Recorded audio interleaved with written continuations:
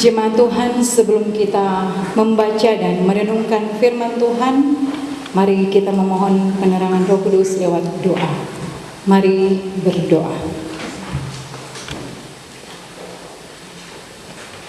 Tuhan Yesus, kami sungguh menyadari bahwa menjalani hari-hari kehidupan kami di dunia ini yang syarat dengan tantangan, rintangan, pergumulan, bahkan pencobaan-pencobaan hidup, maka kami akan kehilangan tujuan kehidupan kami ketika kami tidak memiliki pegangan dalam hidup ini. Karena itu kami membutuhkan firman-Mu menjadi pedoman, pegangan arah hidup kami, sehingga kami tidak salah melangkah. Dan oleh karena itu ya Tuhan, di hari Minggu yang kudus dan mulia ini, biar kiranya Engkau berkenan memperdengarkan firman-Mu bagi kami. Jemaat Tuhan diberikan hati yang setia, yang dengan tulus mau menerima firman-Mu, memahaminya, tetapi juga dalam tuntunan Roh Kudus-Mu mampu mengaktualisasikannya dalam kehidupan. Hamba-Mu yang dalam kekurangan, yang dalam kelemahan, ketika Engkau memilih dan memakai hamba, maka biar kiranya hamba diperlengkapi dengan kuasa Roh Kudus-Mu, sehingga pemberitaan firman yang akan disampaikan di saat ini itu boleh sesuai dan seturut dengan kehendak Tuhan.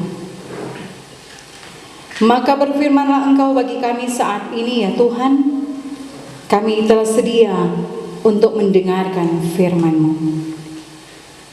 Amin.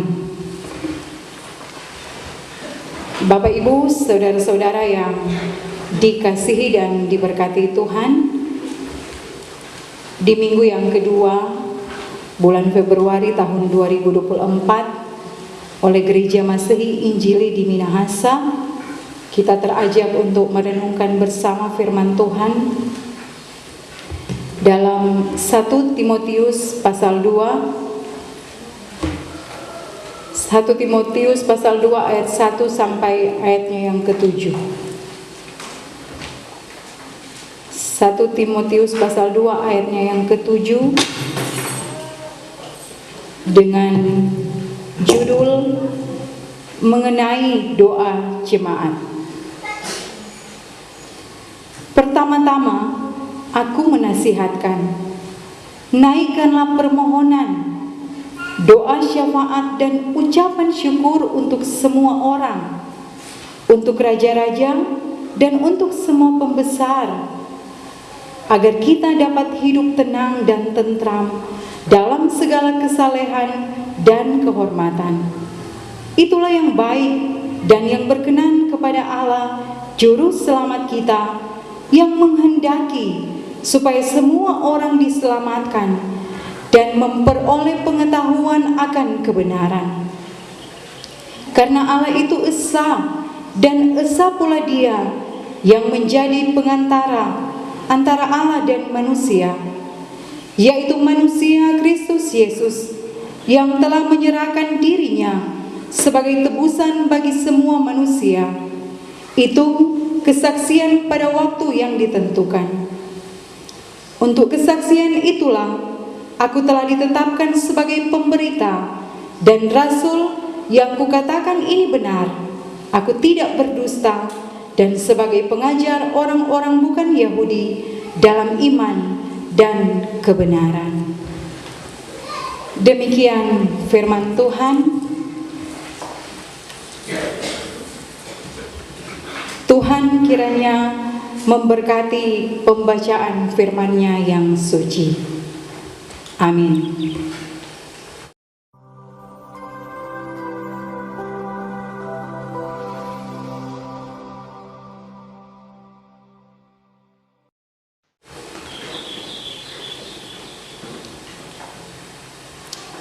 Bapak Ibu, saudara-saudara yang dikasihi dan diberkati Tuhan.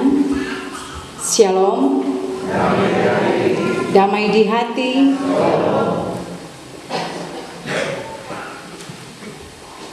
Surat 1 dan 2 Timotius adalah surat penggembalaan atau surat pastoral yang oleh Paulus ditujukan kepada Timotius, dan oleh Timotius surat penggembalaan ini ditujukan kepada jemaat yang ia layani, yang saat itu ia sementara melayani di jemaat Efesus.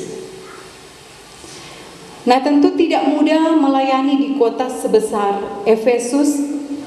Selain perkembangan ekonomi yang begitu pesat, di sana ada begitu banyak aliran-aliran kepercayaan.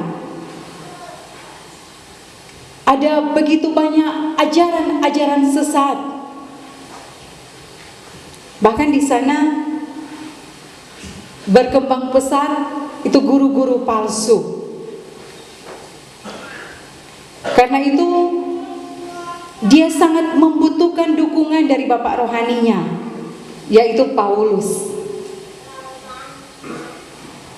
Timotius yang masih begitu muda, dia didorong untuk memberitakan Injil Kristus apapun tantangannya.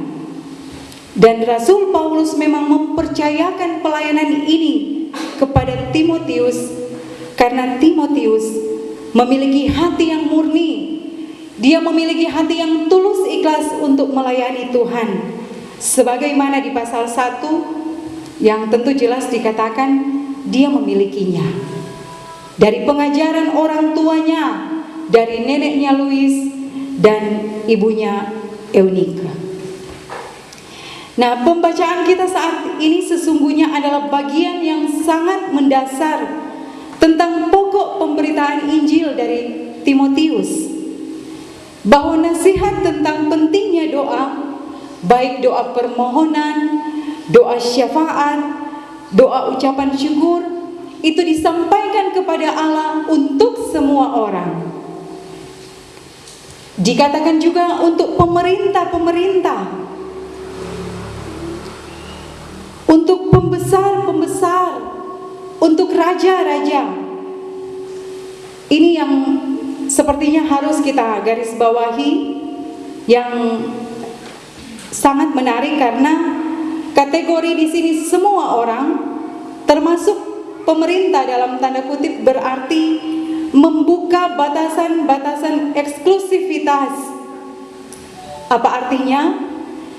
Jadi bahwa sebagai orang Kristen kita memahami kebenaran Injil sejalan dengan keyakinan Paulus di ayatnya yang keempat, bahwa Allah menghendaki keselamatan bagi semua orang tanpa terkecuali.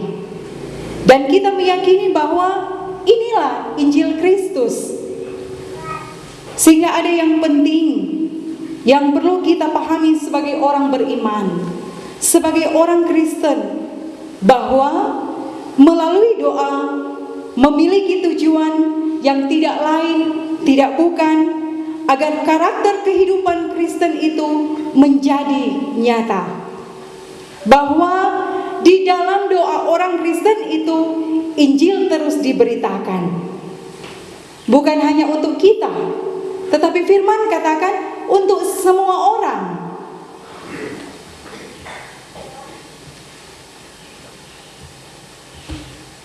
Karena sesungguhnya tujuan kekristenan agar semua orang dibawa kepada iman kepada Yesus Kristus, dan ini sejalan dengan firman Tuhan dalam pembacaan Alkitab kita di ayatnya yang kelima dan keenam. Karena itu Bapak Ibu, saudara-saudara yang dikasihi, diberkati oleh Tuhan, kita memahami bahwa pemberitaan Injil ini sesungguhnya tidak dibatasi di khotbah-khotbah di mimbar. Tetapi pembacaan kita mau menegaskan bahwa dengan doa menjadi sarana yang Tuhan berikan bagi kita untuk menyatakan tanggung jawab kita sebagai orang beriman dalam tugas pemberitaan Injil. Bapak Ibu Saudara yang dikasihi dan diberkati oleh Tuhan kita Yesus Kristus, ini juga bukan berarti bahwa orang berdoa supaya semua orang mau jadi Kristen. Kita berdoa supaya orang pemerintah, orang petinggi-petinggi, pembesar-pembesar percaya kepada Yesus. Tentu bukan dalam pengertian seperti itu. Toh pakai orang semua bilang, penak bilang sombeng Kristen kata itu orang Presiden Jokowi. Bukan dalam konteks seperti itu, tapi artinya di dalam doa orang Kristen, setiap tindakan, setiap pengambilan keputusan, setiap apapun yang dipercayakan, khususnya bagi pemerintah, Yesus dihidupi di dalamnya. Sehingga apa yang dikatakan di ayat 2 tadi, akan ada ketenangan, akan ada ketentraman dalam segala kesalehan dan kehormatan. Yang kita percaya ini semua menggambarkan pribadi Yesus, menggambarkan karakter Kristus, dan juga yang telah diteladankan tentunya di dalam Yesus Kristus yang kita imani. Karena itu, Bapak Ibu Saudara yang dikasihi dan diberkati Tuhan, menjadi pesan firman Tuhan bagi kita saat ini bahwa sesungguhnya panggilan pemberitaan Injil jangan sampai kita pahami dalam kerangka berpikir yang sempit, yang rumit, karena ternyata firman Tuhan mau mengingatkan kepada kita orang Kristen, kita diberikan anugerah, hal yang sangat sederhana. Kita boleh menjadi pemberita-pemberita Injil di dalam doa-doa kita. Memberitakan Injil begitu dekat dengan kehidupan kita sebagai orang-orang yang percaya kepada Tuhan. Karena itu, kita selalu terpanggil untuk tidak pernah melupakan akan doa. Berdoa bukan hanya untuk diri kita sendiri, tetapi kita juga berdoa untuk orang lain. Kita juga berdoa untuk semua orang. Namun Bapak Ibu Saudara yang dikasihi dan diberkati, berdoa hanya untuk diri sendiri. Itu apalagi kalau punya keinginan, punya kerinduan, punya pergumulan, punya masalah yang begitu berat, dalam tekanan-tekanan hidup, orang pasti berdoa. Kita yakin seperti itu karena banyak kali orang memang nanti berdoa karena dalam masalah, tapi ketika dalam suasana syukur bersukacita kadang orang lupa Tuhan, melupakan Tuhan. Orang berdoa, orang sibuk mengurusi kehidupan kita sendiri. Kalaupun kita berdoa, doa kita hanya untuk diri kita sendiri. Kalaupun kita menaikkan doa-doa kita seringkali hanya berurusan dengan kebutuhan kita, kerinduan kita, harapan-harapan kita, keinginan kita, pergumulan kita. Bagaimana dengan pergumulan orang lain? Bagaimana dengan pergumulan bangsa dan negara kita? Bagaimana dengan pergumulan gereja Tuhan? Seringkali kita abaikan. Seringkali kita tidak berdoa syafaat. Tapi hari ini firman Tuhan mengingatkan kita tentang pentingnya doa. Tentang doa yang juga merupakan sarana penginjilan. Tuhan rindu supaya kita, saya dan saudara-saudara mengambil waktu khusus untuk berdoa syafaat dalam doa pribadi kita di rumah. Jangan hanya melulu keinginan kita sendiri, pergumulan kita sendiri, semua tentang kita. tetapi berdoalah juga untuk orang lain. Berdoalah juga untuk pembesar-pembesar, untuk raja-raja. Berdoa untuk pekerjaan Tuhan. Berdoa untuk banyak hal di luar kita. Ketika kita berdoa juga untuk orang lain, sesungguhnya itu juga menunjukkan bahwa kita ini orang Kristen yang penuh kasih, toh? Karena kalau kasih tidak egois. Karena kalau kasih pasti memperhatikan dan peduli dengan orang lain, selalu mendoakan orang lain. Jadi jelas bahwa doa itu yang juga sebagai sarana penginjilan mendatangkan berkat bagi orang yang kita doakan, tapi juga secara tidak langsung mendatangkan berkat bagi kita. Kalau kita mendoakan pemimpin-pemimpin bangsa kita, kalau kita meminta supaya Tuhan memberkati mereka dengan hikmat, memberkati mereka dengan roh takut akan Tuhan, memberi mereka hati yang baik. Kalau kita terus mendoakan, maka yang terjadi adalah pemimpin kita akan menjadi pemimpin yang takut akan Tuhan, pemimpin yang diberikan hikmat oleh Tuhan, dan kita akan menyaksikan negara kita, Indonesia, semakin maju. Daerah kita, provinsi kita, kabupaten, kecamatan, secara khusus desa Senangan kita akan semakin maju. Dan bukankah itu berkat yang kita terima secara tidak langsung? Sebab kita yang tinggal di negara kita ini juga pasti akan merasa aman, kita akan merasa terlindungi, kita akan merasa damai, dan akan ada ketentraman. Roda ekonomi berjalan dengan baik, kita pun pada gilirannya akan menerima, mengalami dampak dari hal itu.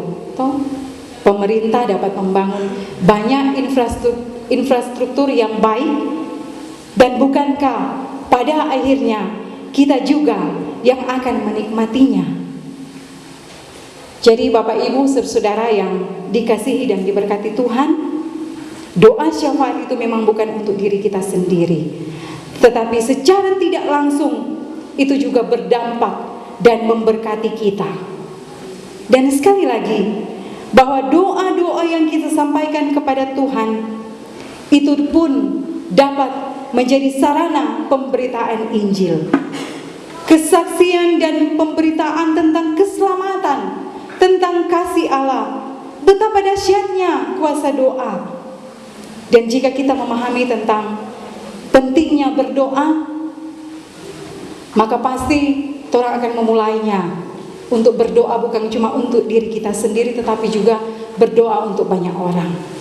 Sama dengan Martin Luther bilang, toh, doa adalah nafas hidup orang percaya. Kalau doa adalah nafas hidup orang percaya, ibarat manusia tanpa nafas, ibarat manusia tanpa bernafas berarti mati. Jadi orang Kristen kalau tanpa berdoa berarti orang mati, rohaninya orang yang mati. Seperti itu. Nah, Bapak Ibu saudara yang dikasihi dan diberkati Tuhan, sekali lagi mari luangkan waktu khusus untuk berdoa. Bukan hanya untuk diri kita sendiri, tetapi juga kita mendoakan orang lain. Berdoa untuk anggota keluarga itu biasa. Toh, orang pasti selalu dalam doa-doa pribadi kita, doa for mama, for papa, for anak-anak, for suami, for cucu, orang anggota keluarga, pasti orang sering doakan. Tapi mari kita orang belajar mendoakan juga orang lain. Doakan rekan sekerja kita, doakan tetangga kita, rekan sepelayanan kita, doakan jemaat kita. Saya percaya sama orang pelayan khusus jasa berdoa untuk anggota jemaat, dan harapannya tentu jemaat lagi ketuk jatopang dalam doa, dalam segala kekurangan dan kelebihan itu pelayan khusus yang ada.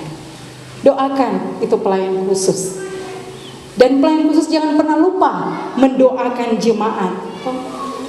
Ada jemaat yang tidak pernah ada palia di ibadah, maka karena dia pelayan khusus kolom setiap hari berdoa, tergeraklah hatinya untuk memberi diri dalam persekutuan dengan Tuhan. Tuh, doa tidak ada yang mustahil bagi Tuhan. Doa besar kuasanya. Jadi jangan pernah bosan-bosan untuk berdoa. Apalagi mendoakan saudara-saudara kita yang dalam pergumulan sakit, dalam tekanan hidup yang berat. Kita doakan. Kita mendoakan para pemimpin kita. Baik itu pemimpin gereja, pemimpin di tempat kita bekerja, maupun pemimpin bangsa dan negara kita. Ketika kita berdoa dengan iman, maka kita akan saksikan bagaimana Tuhan Allah bekerja dalam kehidupan mereka yang telah kita doakan. Kita pun berdoa supaya Allah menyatakan kasih dan karunia-Nya, kemurahan-Nya atas bangsa dan negara kita. Kita berdoa supaya Tuhan memulihkan bangsa kita. Berdoa untuk bangsa kita supaya boleh terus ada dalam persatuan, dalam kesatuan bangsa, sehingga boleh terus tercipta keamanan, ketentraman, dan kedamaian. Sehingga dengan demikian bangsa kita akan semakin diberkati. Negara Indonesia yang kita cintai ini semakin maju, adil dan sejahtera. Berdoalah juga bagi para pemimpin bangsa kita, baik yang sementara memegang jabatan saat ini, tetapi juga calon-calon pemimpin yang akan terpilih, yang kita percaya ditetapkan oleh Tuhan untuk memimpin bangsa kita.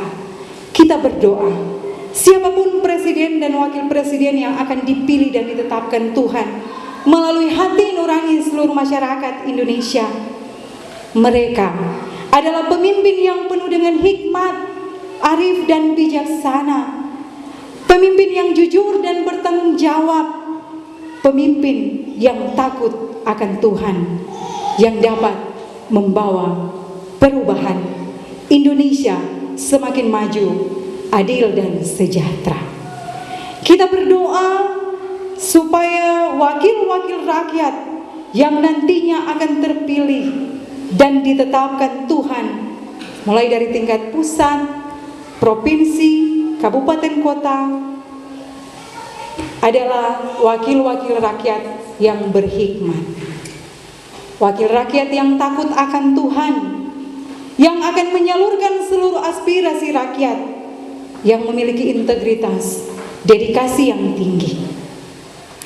Kita berdoa untuk ketentraman bangsa ini, terlebih ketika pada tanggal 14 nanti akan dilaksanakan pemilu untuk memilih presiden dan wakil presiden, wakil rakyat. Toh sama paling tahu toh calon anggota DPRD, DPR RI, DPRD provinsi, DPRD kabupaten, dan DPD.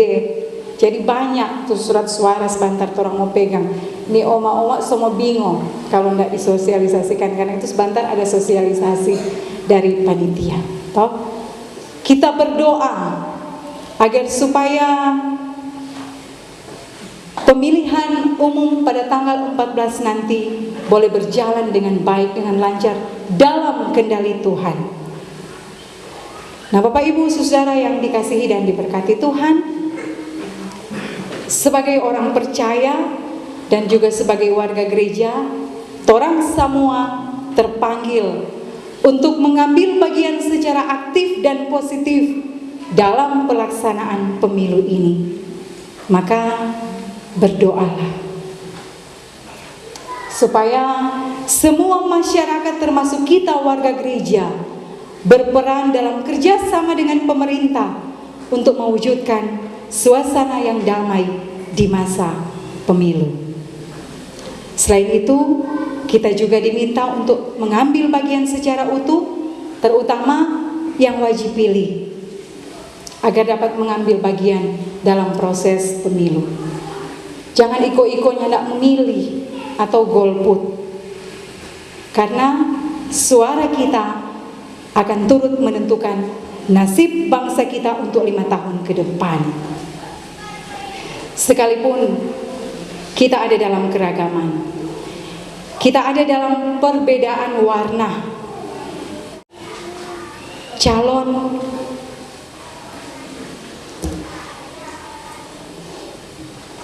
Semoga kita berdoa, jangan sampai karena perbedaan ini membuat kita terkotak-kotak.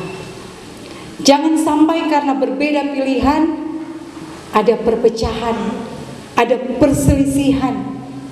Satu rumah sunak baku tegur, suami dan istri karena ndak sejalan, berbeda figur, baku marah, bisa ranjang. Kakak adik, baku tetangga, sunak baku skate, cuma lantaran berbeda pilihan. Janganlah demikian Bapak Ibu Saudara. Semoga orang mampu menyikapinya dengan kacamata iman, menjadi pemilih yang dewasa dalam berpolitik dan dewasa dalam iman kepada Tuhan. Kita saling menghargai dan menghormati perbedaan yang ada, sehingga kerukunan dan kedamaian akan terus tercipta. Dan yang tak kalah penting, Bapak Ibu saudara-saudara, cepat sekali kok ini waktu berjalan. Hari Rabu, tanggal 14, sebelum kita menuju TPS, berdoalah. Mohonlah hikmat dari Tuhan. Mintalah petunjuk dari Tuhan agar kita dapat memilih pemimpin dan figur yang tepat, yang sesuai dengan kehendak Tuhan. Pilihlah dengan hati nurani berdasarkan iman kepada Tuhan Yesus, sebab pilihan kita akan menentukan masa depan dan kesejahteraan bangsa dan negara kita. Tuhan Yesus memberkati. Amin.